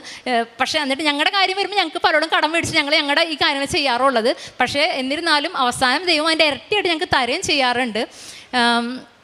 പിന്നെ ഉടമ്പടി ഞാനിവിടെ നാട്ടിലായിരുന്നപ്പോൾ ഉടമ്പടിയുടെ പ്രേക്ഷിത ഭാഗമായിട്ട് കുറച്ച് പാവപ്പെട്ട കുടുംബങ്ങളിലേക്ക് എത്താൻ സാധിച്ചായിരുന്നു. അപ്പോൾ അവരെ ഇപ്പോഴും ഞങ്ങളത് ആർക്കും അറിയില്ല. ഞങ്ങൾ ഈ ചെയ്യുന്ന കാര്യമൊന്നും ആർക്കും അറിയില്ല. ഇവിടെ പറയുന്നത് കൊണ്ട് മാത്രം പറയുന്നതാണ്. ഒത്തിരി കുടുംബങ്ങളെ ഞങ്ങൾക്ക് ഇപ്പോഴും ഒരു നിശ്ചയ എമൗണ്ട് ഞങ്ങൾക്ക് അവർക്ക് അയച്ചു കൊടുക്കാൻ സാധിക്കും. ഞങ്ങളുടെ ദാരിദ്ര്യത്തിൽ നിന്ന് ഞങ്ങൾക്ക് അയച്ചു കൊടുക്കാൻ സാധിക്കുന്നുണ്ട്. പക്ഷേ അതിന് കർത്താവ് ഞങ്ങൾക്ക് ഇതിൻ്റെ ഇരട്ടിയായിട്ട് ഇതിനൊക്കെ ഞങ്ങൾക്ക് തിരിച്ചു തന്നുകൊണ്ടിരിക്കുന്നുണ്ട്. പിന്നെ ആധ്യാത്മികമായിട്ടുള്ളൊരു വളർച്ച എന്ന് പറഞ്ഞാൽ നമ്മുടെ കുടുംബ പ്രാർത്ഥന, കുർബാന, ഇതൊന്നും മുടക്കാറില്ല. എത്ര തിരക്കാണെങ്കിലും എന്താണെങ്കിലും കുടുംബ പ്രാർത്ഥനയും എല്ലാം പ്രാർത്ഥനയും കാരണം എല്ലാം നമ്മൾ ചെയ്യാറുണ്ട്. 2 ആഴ്ച കൂടുമ്പോൾ ഇംഗ്ലീഷ് ചർച്ചാണെങ്കിലും പോയി കുമ്പസാരിക്കണം. ചിലപ്പോൾ 2 ആഴ്ചയല്ല, ഒരാഴ്ചയിൽ തന്നെ കുമ്പസാരിക്കാറുണ്ട്. അതുപോലെ തന്നെ കുർബാന എൻ്റെ ജീവിതത്തിൽ ഞാൻ മുടക്കാത്തൊരു കാര്യമാണ് വിശുദ്ധ കുർബാന.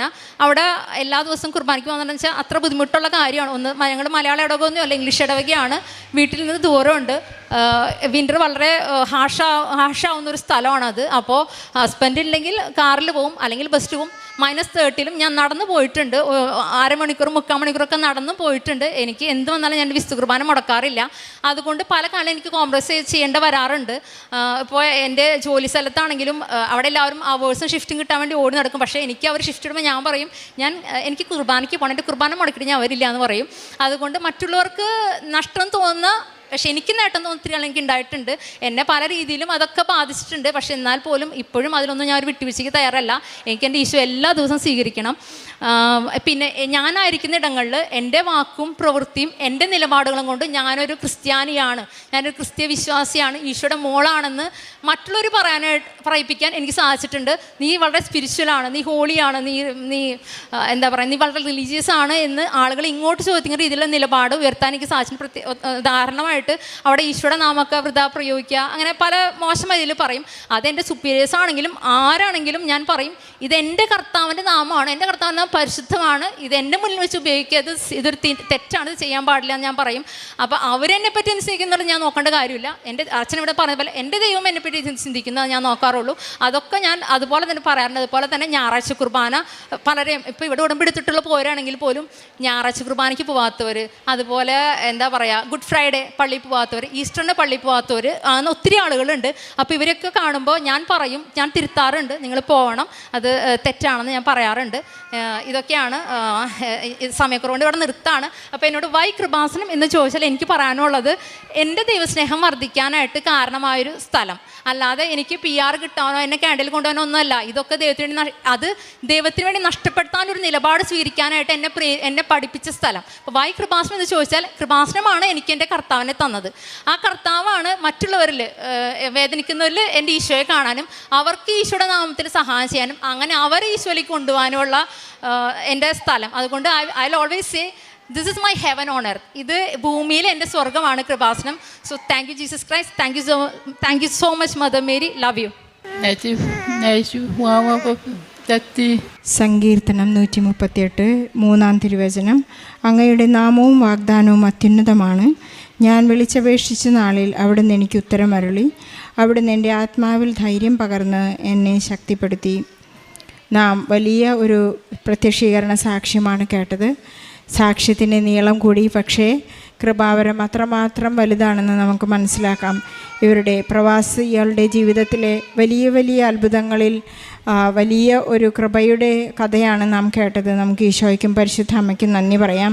ഇവർക്ക് PR നൽകിയതും ബർത്ത് സർട്ടിഫിക്കറ്റ് കിട്ടിയതും അതിനേക്കാളെല്ലാം ഉപരിയായി ഭിന്നശേഷിക്കാരായ ബധിരരും മൂകരുമായ ഈ 2 പേർക്കും 7 വർഷത്തിന് ശേഷം ഒരു കുഞ്ഞിനെ നൽകി അനുഗ്രഹിക്കാൻ ഒരു ഉപാധിയായ ടിജിയും ഹസ്ബൻഡും അവർക്ക് വേണ്ടി പ്രാർത്ഥിക്കുകയും അതുപോലെ തന്നെ മറ്റുള്ളവരെ ദൈവസ്നേഹത്തിലേക്ക് അടുപ്പിക്കുവാനൊക്കെ ഇവർ ചെയ്ത ഒരുപാട് പ്രയത്നങ്ങൾ, -30 ഡിഗ്രിയിൽ ഈശോയെ സ്നേഹിക്കാൻ ചെയ്ത വട്ട് എന്ന് പറയാം. ഇതൊക്കെ ഈശോയുടെ സ്നേഹത്തെ പ്രതി ഒരുപാട് കാര്യങ്ങളാണ് അവർ ചെയ്തത്. ഇവർ ചെയ്ത എല്ലാ കാര്യങ്ങൾക്കും ഈശോയ്ക്കും പരിശുദ്ധാമ്മയ്ക്കും നല്ലൊരു കയ്യടി നൽകി സാക്ഷ്യം നമുക്ക് സമർപ്പിക്കാം. എൻ്റെ പേര് രജനി. ഞാൻ കൊല്ലത്തു നിന്നാണ് വരുന്നത്. ഞാനൊരു അക്രൈസ്തവയാണ്. ഇതെൻ്റെ കുടുംബമാണ്. ഇതെൻ്റെ ഭർത്താവ് ഉണ്ണികൃഷ്ണൻ, മകൾ ലക്ഷ്മി, മകൻ രൂപേഷ്, ഇതെൻ്റെ മകളുടെ ഭർത്താവ് ശരത്ത്. എനിക്ക് ലഭിച്ച രോഗസൗഖ്യത്തെക്കുറിച്ചും എൻ്റെ കുടുംബത്തിന് ലഭിച്ച എല്ലാവിധ അനുഗ്രഹങ്ങളെയും കുറിച്ചും പറയുവാനാണ് എന്നെ അമ്മ ഇവിടെ എത്തിച്ചിരിക്കുന്നത്. ആദ്യമായി എൻ്റെ മകന് രോഗസൗഖ്യത്തെക്കുറിച്ചാണ് ഞാൻ പറയുന്നത്. എൻ്റെ മകൻ്റെ പേര് രൂപേഷ്. അവന് അപസ്മാരത്തിൻ്റെ അസുഖം ഉണ്ടായിരുന്നു. അത് ജന്മന ഉള്ളതല്ല. കളിച്ചുകൊണ്ടിരുന്ന കൂട്ടുകാരുമായിട്ട് 7 വയസ്സിൽ കളിച്ചുകൊണ്ടിരിക്കുന്ന സമയത്ത് പൈപ്പ് തലയിലടിച്ചിട്ട് അങ്ങനെ വന്നതാണ്. ഏകദേശം 22 വയസ്സ് വരെ അവൻ ആ രോഗമുണ്ടായിരുന്നു. അത് അമ്മയോട് പ്രാർത്ഥിച്ചതിൻ്റെ ഫലമായിട്ട് അമ്മ എൻ്റെ മകന് രോഗസൗഖ്യം കൊടുത്ത് അനുഗ്രഹിച്ചു. അത് പറയുവാനാണെങ്കിൽ അമ്മയുടെ മുമ്പിൽ കൃതജ്ഞതാപൂർവ്വം അമ്മ എനിക്ക് തന്ന കൃപാ കടാക്ഷത്തെ ഓർത്ത് കോടാനുകോടി നന്ദി അർപ്പിക്കുന്നു. അമ്മ മാതാവ് എൻ്റെ മകന് ചൊരിഞ്ഞു തന്ന അനുഗ്രഹത്തിന് നന്ദി പറയുവാൻ വാക്കുകളില്ല. ഇന്ന് എൻ്റെ മകൻ വിദേശത്ത് നിന്ന് ജോലി ചെയ്യുന്നതാണ്. ഇപ്പോൾ ലീവിന് വന്നിട്ടുണ്ട്. വീണ്ടും വിദേശത്തേക്ക് പോകുവാനായിട്ട് നിൽക്കുന്നു. 22 വയസ്സ് വരെ രോഗപീഠ അനുഭവിച്ച എൻ്റെ മകന് സൗഖ്യം കൊടുത്ത അമ്മ മാതാവിനെ എത്ര നന്ദി പറഞ്ഞാലാണ് മതിയാവുക. പിന്നെ എന്നെ ഇവിടെ കൊണ്ടുവന്നത് ഞാൻ ജോലി ചെയ്യുന്ന വീട്ടിലെ മകളാണ്. അവിടുത്തെ മകളാണ് എന്നെ ഇവിടത്തേക്ക് ആദ്യമായി വിളിച്ച് കൊണ്ടുവന്നത് ഉടമ്പടി എടുക്കാനായിട്ട്. അതുമൂലം എന്നെ മാതാവിനെ അറിയുവാനും ഞാൻ അനേകം പേർക്ക് ഇവിടുത്തെ സൗഖ്യത്തെക്കുറിച്ച് പറഞ്ഞു കൊടുക്കാനും അമ്മയുടെ അനുഗ്രഹം നേടുവാനും ഞാൻ ഒരുപാട് പേർക്ക് സുവിശേഷം പ്രസംഗിച്ചിട്ടുള്ളൂ. അമ്മ മാതാവ് ഇതാ എൻ്റെ ഈ മകൾക്കൊരു വിവാഹാലോചന വന്നപ്പോൾ എൻ്റെ കയ്യിൽ ഒരു 5 പൈസ ഇല്ലായിരുന്നു അത് നടത്താനായിട്ട്. ഞാൻ വളരെയേറെ വിഷമിച്ചു. രണ്ടാമത്തെ പുതുക്കലിന് അമ്മയോട് വന്ന് മുട്ടിപ്പായിട്ട് പ്രാർത്ഥിച്ചു. ഇവിടെ വന്നിരുന്നപ്പോൾ അമ്മയോട് പ്രാർത്ഥിക്കുന്നത് വഴി എനിക്ക് സുഗന്ധാഭിഷേകം ലഭിച്ചു. അപ്പോൾ വീട്ടിൽ ചെന്ന് മറ്റുള്ളവരോട് എൻ്റെ വിഷയം അവതരിപ്പിച്ചു, എൻ്റെ സഹോദരങ്ങളോടും എല്ലാവരോടും. പിന്നെ കല്യാണ ലെറ്റർ അടിച്ച് ഒന്നും നോക്കിയില്ല, ഉള്ളതെല്ലാം എടുത്ത് കല്യാണ ലെറ്റർ അടിച്ച് ആദ്യമായിട്ട് കല്യാണ ലെറ്ററും കൊണ്ട് ഞാൻ ഇവിടെയാണ് വന്നത്. വരുന്ന വഴിക്ക് ബസ്സിൽ വെച്ച് ഞാൻ അമ്മയോട് കയറുന്ന സമയം തന്നെ ഞാൻ അമ്മയോട് ആവശ്യപ്പെട്ടു, അമ്മ മാതാവേ, എനിക്ക് ഇവിടെ വന്ന് ഉടമ്പടി എടുത്തതിന് എനിക്ക് വളരെയേറെ ചാരിതാർത്ഥ്യമുണ്ട്. മറ്റുള്ളവരോട് അത് പറയുന്നതിന് എനിക്ക് അഭിമാനമുണ്ട്. അമ്മ മാതാവേ, ഇത് എൻ്റെ ഈ മകളുടെ വിവാഹം മറ്റുള്ളവരെ ഞാനിവിടെ വന്ന് ഈ ഉടമ്പടി എടുത്തപ്പോൾ തൊട്ട് എനിക്കുള്ള എല്ലാ ആൾക്കാരും എന്നെ കളിയാക്കുമായിരുന്നു. അതുകൊണ്ട് തന്നെ അവരുടെ മുമ്പിൽ എനിക്ക് തലയുയർത്തി നിൽക്കണം. അമ്മ മാതാവിൻ്റെ മഹത്വം അവരിൽ കാണിച്ചു കൊടുക്കണം. അതിനായിട്ട് ഞാൻ അമ്മ മാതാവിനോട് ഇവിടെ വന്ന് കരഞ്ഞ് പ്രാർത്ഥിച്ചു. ഞാൻ ബസ്സിലിരുന്ന് അമ്മയോട് കരഞ്ഞ് മുട്ടിപ്പായിട്ട് പ്രാർത്ഥിച്ചു, അമ്മ മാതാവേ, എൻ്റെ മകളുടെ വിവാഹം ഞാൻ ആഗ്രഹിച്ചതിലും കൂടുതൽ കാനായിലെ കല്യാണം പോലെ കുറവുകളെല്ലാം നിറവുകളാക്കി തന്ന് അനുഗ്രഹിക്കണമേ എന്ന് ഞാൻ അമ്മയോട് പ്രാർത്ഥിച്ചു. അതിനായിട്ട് ഞാൻ അമ്മയോട് പറഞ്ഞു, അമ്മ മാതാവേ, ഞാൻ അവിടെ എത്തുന്നതിന് മുന്നായിട്ട് എനിക്കൊരു അടയാളം അനുഗ്രഹിക്കണമേ എന്ന്. ഞാൻ ബസ്സിലിരുന്ന് ഇവിടെ എത്തുന്നതിന് മുന്നായിട്ട് ആകാശത്തൊരു മഴവില്ല് എനിക്ക് ദൃശ്യമായി.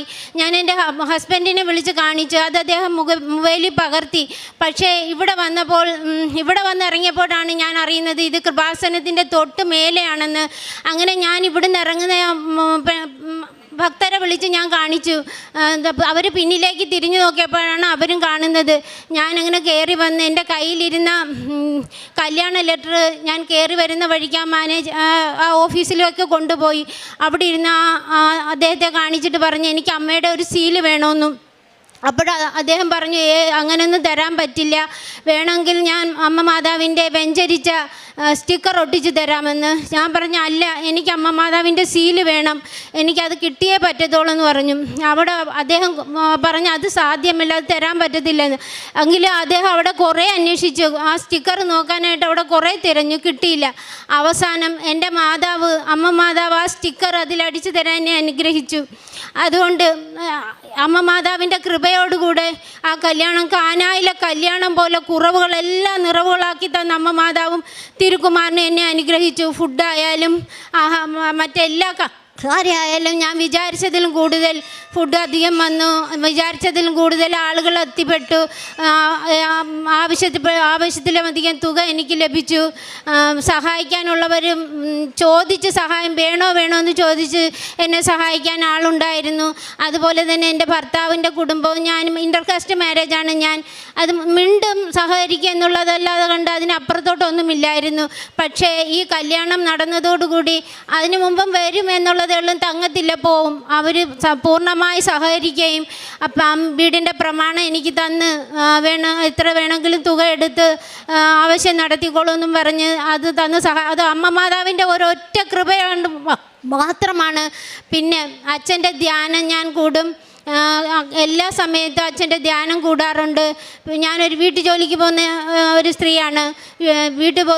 ഞാൻ ജോലി ചെയ്യുന്ന വീട്ടിൽ അവർ ഗൾഫിലാണ്. അപ്പോൾ ജോലി ചെയ്തുകൊണ്ടിരുന്ന സമയത്ത്, ക്ലീനിങ് ചെയ്തുകൊണ്ടിരുന്ന സമയത്ത്, ബാത്റൂം ക്ലീൻ ചെയ്യുന്ന വേളയിൽ അച്ഛൻ്റെ ഉടമ്പടി ധ്യാനം റൂമിൽ പ്രാർത്ഥന ആ മുറിയിൽ മേശപ്പുറത്ത് മൊബൈൽ ഓണാക്കി വെച്ചിട്ട് ഞാൻ നിന്ന് ജോലി ചെയ്തു. ആ വേളയിൽ ബാത്റൂമിൽ ക്ലീൻ ചെയ്തുകൊണ്ടിരുന്നപ്പോൾ തലയടിച്ച് വീണ്, ആരും ഇല്ല വീട്ടിൽ. അപ്പോൾ ഞാൻ പുറത്തുനിന്ന് ആരെങ്കിലും വന്ന് കയറിയാലോ, പട്ടിയോ പൂച്ചയോ അതുകൊണ്ട് ഡോർ ക്ലോസ് ചെയ്തിട്ടാണ് ഞാൻ നിന്നത് അകത്ത മുറിയിൽ. അപ്പോൾ തല നല്ലതുപോലെ അടിച്ചാണ് വീണത്. വീണ വീഴ്ചയിൽ കൃപാസന മാതാവേ എന്നെ താങ്ങിക്കൊണ്ടേന്ന് മാത്രം ഞാൻ പറഞ്ഞു. അപ്പോൾ ആദ്യം വീണ് തല ക്ലോസറ്റിൻ്റെ ഇതിലടിച്ച് അവിടുന്ന് മതിലടിച്ച് വന്ന് താഴെ അടിച്ച് നിന്നു. പക്ഷേ കുറച്ച് നേരം ഞാൻ അങ്ങനെ കിടന്നു. അമ്മ മാതാവേ എന്ന് 3 കാലം വിളിച്ചു. പിന്നെ ഞാൻ അവിടുന്ന് ചാടി എണീറ്റു. എങ്ങനെയെന്നറിയില്ല, ഞാൻ ചാടി എണീറ്റു. എൻ്റെ വസ്ത്രം അപ്പാടെ നനഞ്ഞു. ഞാൻ പോയി ലോക്ക് എടുത്ത് പുറത്തിരുന്നു. അപ്പോഴത്തേക്കും അടുത്തുള്ളൊരു സ്ത്രീയെ വിളിച്ചു. അവർ വന്നു. ആ രജനി എന്ത് പറ്റി, വീണോ? ഞാൻ എൻ്റെ പുറത്ത് തടവി നോക്കി, വസ്ത്രമാകെ നനഞ്ഞിരിക്കുന്നു. തല വന്ന് തൊട്ട് നോക്കിയപ്പോൾ നല്ലതുപോലെ മുഴച്ചിട്ടുണ്ട്. അവർ പറഞ്ഞു, രജനി പെട്ടെന്ന് ഹസ്ബൻഡിനെ വിളിച്ച് ആശുപത്രിയിൽ പോകാൻ. എനിക്ക് അപ്പോഴൊന്നും തോന്നിയില്ല. ഞാൻ പറഞ്ഞു, വേണ്ട, ഞാൻ ഉടമ്പടി എടുത്ത മകളാണ്, എന്നെ അമ്മ കാത്തോളും, ഞാൻ അമ്മയെ വിളിച്ചിട്ടുണ്ട്, അമ്മ സഹായിച്ചോളൂ എന്ന് പറഞ്ഞു. കുറച്ച് നേരം അങ്ങനെ ഇരുന്നു. വീണ്ടും ഞാൻ വന്ന് ബാക്കിയുള്ള പണിയും പൂർത്തിയാക്കി. അപ്പോഴേക്കും ഹസ്ബൻഡ് വന്നു, ഹോസ്പിറ്റലിൽ പോകാൻ. ഞാൻ പറഞ്ഞു, വേണ്ട, അമ്മ മാതാവ് എന്നെ കാത്തുകൊള്ളൂ എന്ന് പറഞ്ഞു. അതുപോലെ തന്നെ അപ്പോഴേക്കും ഒരു മുഴച്ച് കയറി നല്ലതുപോലെ തല. അപ്പം വീട്ടിൽ വന്നപ്പോൾ അടുത്തുള്ളവരും മക്കളും എല്ലാവരും പറഞ്ഞു, ഹോസ്പിറ്റലിൽ പോയി കാണിക്ക്, സ്കാൻ ചെയ്യണമെന്നൊക്കെ പറഞ്ഞു. ഞാൻ പറഞ്ഞു, വന്ന് ഉടമ്പടി തൈലം എടുത്ത് തലയിൽ തേച്ചു, പ്രാർത്ഥിച്ചു. പിന്നെ എന്നും ഞങ്ങൾ ഉടമ്പടി പ്രാർത്ഥന മുടക്കാറില്ല. അത് ചെയ്യുന്ന വേളയിൽ ഉടമ്പടി നേർച്ച വസ്തുക്കൾ ഞങ്ങൾ എല്ലാവരും ഉപയോഗിക്കും. അതൊരു വിഷമവും ഇല്ല. അവരെന്നോടൊപ്പം ഒപ്പം ഇരുന്ന് അവരും പ്രാർത്ഥിക്കാറുണ്ട്. അതിന് എനിക്ക് വേണ്ട എല്ലാ സഹായങ്ങളും ചെയ്തു തരും. ഇവിടെ വരാനുള്ളതായാലും ഇവിടുന്ന് പത്രം മേടിച്ചുകൊണ്ട് പോയി വിതരണം ചെയ്യുവാനായാലും ആഹാര സാധനം ഉണ്ടാക്കി കൊടുക്കുവാനായാലും എല്ലാവരും എന്നെ സഹായിക്കാറുണ്ട്. മക്കളായാലും ജീവിത പങ്കാളിയായാലും. പിന്നെ അങ്ങനെ ഞാനത് തലയിൽ എന്നും പ്രാർത്ഥിക്കുമായിരുന്നു. ഒരാഴ്ച കഴിഞ്ഞപ്പോഴത്തേക്കും ആ തലയിൽ നിന്നുള്ള മുഴച്ച് നിന്ന ഭാഗം എല്ലാം നോർമലായി. കഴുത്ത് വേദനയൊക്കെ ഉണ്ടായിരുന്നു, എല്ലാം മാറി. പിന്നെ എൻ്റെ മകളുടെ വിവാഹം ഞാൻ ആഗ്രഹിച്ചതിലും കൂടുതൽ ഭംഗിയായി നടത്തി. എൻ്റെ ജീവിത പങ്കാളിക്ക് വിദേശത്ത് പോകണമെന്നൊരാഗ്രഹം ഉണ്ടായിരുന്നു. അദ്ദേഹം പോയി, അദ്ദേഹത്തിൻ്റെ ആഗ്രഹം സാധിച്ചു. പിന്നെ ഇനി ഞങ്ങൾക്ക് സ്വന്തമായിട്ടൊരു ഭവനം വേണം. അതിനു വേണ്ടി അമ്മയുടെ നിയോഗം വച്ചിട്ടുണ്ട്. കാരുണ്യ പ്രവൃത്തി ചെയ്തിട്ടുള്ളത്, പിന്നെ ഞാൻ പത്രം വാങ്ങിച്ചു. എല്ലാ മാസവും മുടങ്ങാതെ വന്ന് പത്രം വാങ്ങിച്ചുകൊണ്ട് പോയി വിതരണം ചെയ്യും. അത് ആശുപത്രിയിലാണ് ഞാൻ കൂടുതൽ കൊടുക്കുക.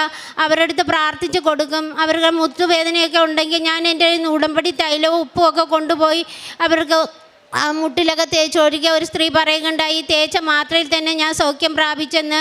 അതെനിക്ക് വളരെ സന്തോഷമുള്ളൊരു കാര്യമായിരുന്നു. പിന്നെ വചന വായന ഞാൻ മുടക്കാറില്ല. 91 സങ്കീർത്തനം, 51 സങ്കീർത്തനം, 121 സങ്കീർത്തനം, 143 സങ്കീർത്തനം, 28 സങ്കീർത്തനം, നിയമാവർത്തനം 28, ഇതെല്ലാം ഞാൻ വായിക്കാറുണ്ട്.